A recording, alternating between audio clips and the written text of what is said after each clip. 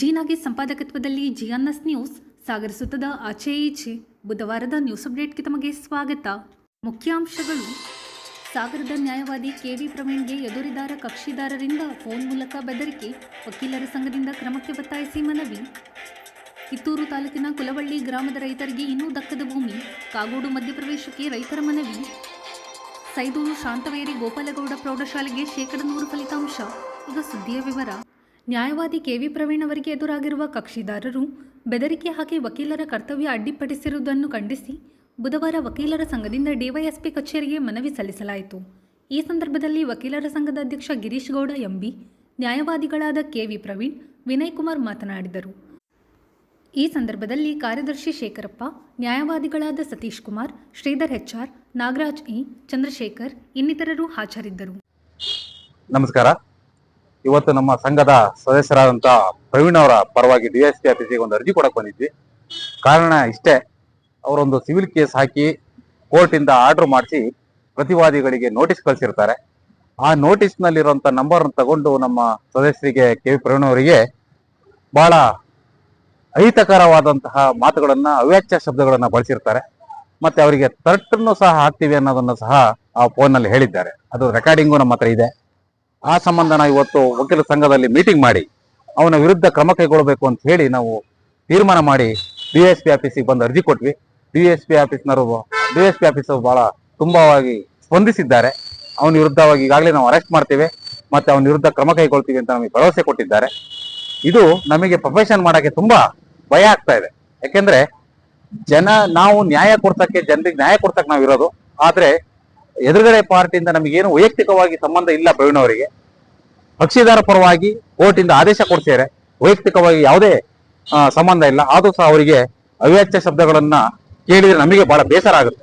ಆ ಕಾರಣದಿಂದ ನಾವು FIR ಈಗಾಗಲೇ ಹಾಕಕ್ಕೆ ಕಂಪ್ಲೇಂಟ್ ಕೊಟ್ಟಿದ್ದೇವೆ. DSP ಆಫೀಸಿಗೂ ಬಂದು ನಾವು ಅರ್ಜಿಯನ್ನು ಕೊಟ್ಟಿದ್ದೇವೆ. ಅವನ ವಿರುದ್ಧ ಕ್ರಮ ಕೈಗೊಳ್ಳಬೇಕು ಅಂತ.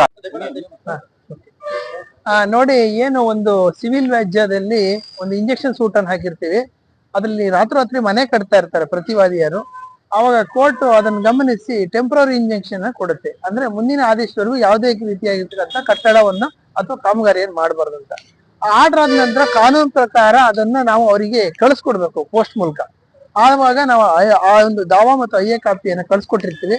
ಕಳ್ಸಿಕೊಟ್ಟಿದ್ದನ್ನ ನೋಡ್ಬಿಟ್ಟು ನಿನ್ನೆ ಅಲ್ಲ ಮೊನ್ನೆ ಅವನಿಗೆ ನೋಟಿಸ್ ತರುವಾದ ಕೂಡಲೇ ನನಗೆ ಫೋನ್ ಮಾಡಿ ಅವಾಚ್ಯವಾಗಿ ಬೈದ, ಏನ್ ನೋಟಿಸ್ ಕೊಟ್ಟಿದ್ಯಾ ನೀನು, ಹಾಗೆ ಹೀಗೆ ಅಂತ ವಕೀಲರು ಅಂತೇಳಿ. ಹಾಗಾಗಿ ಇದು ನಮ್ಮ ವೃತ್ತಿಗೆ ಮಾಡಿರ್ತಕ್ಕಂತಹ ಒಂದು ಥ್ರೆಟ್, ಅಂದ್ರೆ ಬೆದರಿಕೆ. ನಾವು ನಿರ್ಭಯವಾಗಿ ನಮ್ಮ ಕಕ್ಷಿದಾರ ಪರ ವೃತ್ತಿಯನ್ನು ಮಾಡಬಾರ್ದು ಅಂತೇಳಿ ಕೂಡಲೇ ನಾವು ಆನಂದಪುರ ಪೊಲೀಸಿಗೆ ಕಂಪ್ಲೇಂಟ್ ಕೊಟ್ಟು ಮತ್ತು ವಕೀಲ ಸಂಘವನ್ನು ಕೂಡ ಆಗ್ರಹ ಮಾಡಿದ್ವಿ. ಈಗಾಗಲೇ ಅವನ ಮೇಲೆ ಕಾನೂನು ಕ್ರಮ ಮಾಡ್ತೀವಿ ಅಂತ DVSP ಹೇಳಿದ್ರೆ ಅದು ಕಾನೂನು ಕ್ರಮ ಆಗುತ್ತೆ. ಹಾಗಾಗಿ ಯಾವುದೇ ಒಂದು ವೃತ್ತಿಯನ್ನ ಮಾಡ್ಬೇಕಾದ್ರೆ ಅದು ನಮ್ಮ ಕಕ್ಷಿದಾರ ಪರ್ವ ಮಾಡ್ತೀವಿ. ನಮಗೂ ಮತ್ತು ಕಕ್ಷಿದಾರ ವೈಯಕ್ತಿಕವಾಗಿ ಯಾವುದೇ ಜಿದ್ದಿರೋದಿಲ್ಲ. ಇದು ಮಾಡಿರ್ತಕ್ಕಂಥದ್ದು ಒಂದು ತೀವ್ರ ಒಂದು ಅಪರಾಧ ಅಂತ ಹೇಳ್ತಾ ಈ ಒಂದು ಕಾನೂನು ಕ್ರಮ ಯಾರು ಕೂಡ ಈ ತರ ಮಾಡಿದ್ರೆ ಆಗುತ್ತೆ. ಕಕ್ಷಿದಾರರನ್ನ ಅವ್ರ ಪ್ರೊಫೆಷನ್ ಆಗಿ ನೋಡ್ಬೇಕಿಟ್ರು. ನೋಡಿ, ಇವತ್ತು ಏನು ವಕೀಲರು ಅಂತ ಅಂದ್ರೆ ಈಗ ಸಾರ್ವಜನಿಕರಲ್ಲಿ ಒಂದು ಸಾರ್ವಜನಿಕವಾಗಿ ಒಂದು ನ್ಯಾಯ ಕೊಡಿಸ್ತಕ್ಕಂಥ ಒಂದು ಉನ್ನತ ಸ್ಥಾನದಲ್ಲಿ ಇರ್ತಕ್ಕಂಥ ವಕೀಲರು. ಇವತ್ತು ಎದುರುಗಡೆ ಕಕ್ಷಿದಾರರು ಏನು ಅವರ ವಿರುದ್ಧವಾಗಿ ಯಾವುದೇ ಒಂದು ಆದೇಶ ಬಂದಲ್ಲಿ ಈ ತರ ಅವಾಚ್ಯ ಶಬ್ದಗಳಿಂದ ಫೋನಲ್ಲಿ ನಿಂದನೆ ಮಾಡೋದು, ಬೆದರಿಕೆ ಹಾಕೋದು, ಈ ತರ ಅಹಿತಕರ ಘಟನೆಗಳು ಬಹಳ ತುಂಬಾ ದಿವಸಗಳಿಂದ ನಡೀತಾ ಇದೆ. ಇವತ್ತು ಪ್ರವೀಣಾಗಿದೆ, ಮತ್ತೆ ನಾಳೆ ಬೇರೆ ವಕೀಲರಿಗಾಗ್ಬೋದು. ಈ ಬಗ್ಗೆ ನಮ್ಮ ಸಂಘದ ಅಧ್ಯಕ್ಷರು ಗಿರೀಶ್ ಗೌಡ ಅವರು ಕೂಡ ಎಲ್ಲ ಸರ್ವಸಭೆ ಕರೆದು ಒಂದು ನಿರ್ಣಯನ ಕೂಡ ಕೈಗೊಂಡಿದ್ದಾರೆ. ಮತ್ತೆ ಇವತ್ತು DSP ಸಾಹೇಬರಿಗೆ ನಾವೆಲ್ಲ ಮನವಿನ ಕೂಡ ಕೊಟ್ಟಿದ್ದೀವಿ. ಅವರು ಕೂಡ ಉತ್ತಮವಾದ ಸ್ಪಂದನೆಯನ್ನ ಮಾಡಿದ್ದಾರೆ.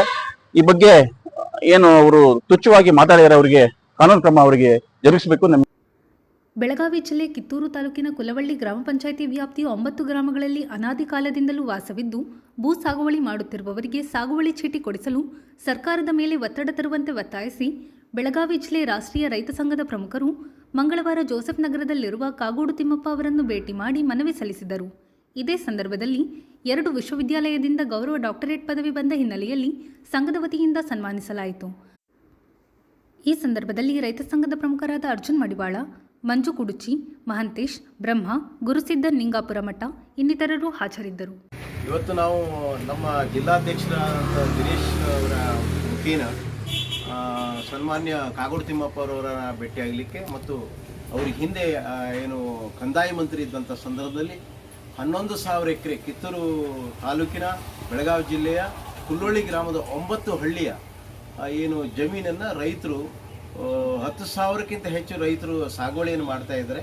ಅದು ಹಿಂದೆ ಸಂಗೊಳ್ಳಿ ರಾಯಣ್ಣರವನ್ನ ಹಿಡಿದುಕೊಟ್ಟದಕ್ಕಾಗಿ ಬ್ರಿಟಿಷ್ ಸರ್ಕಾರ ಘಾತ್ಕಿ ಇನಾಮಾಗಿ ಕೊಟ್ಟಂಥ ಜಮೀನು. ಅದು ಇವತ್ತು ಅಲ್ಲಿ ನಿಜವಾಗಿ ರೈತರು ಸಲ್ತಕ್ಕಂಥದ್ದು.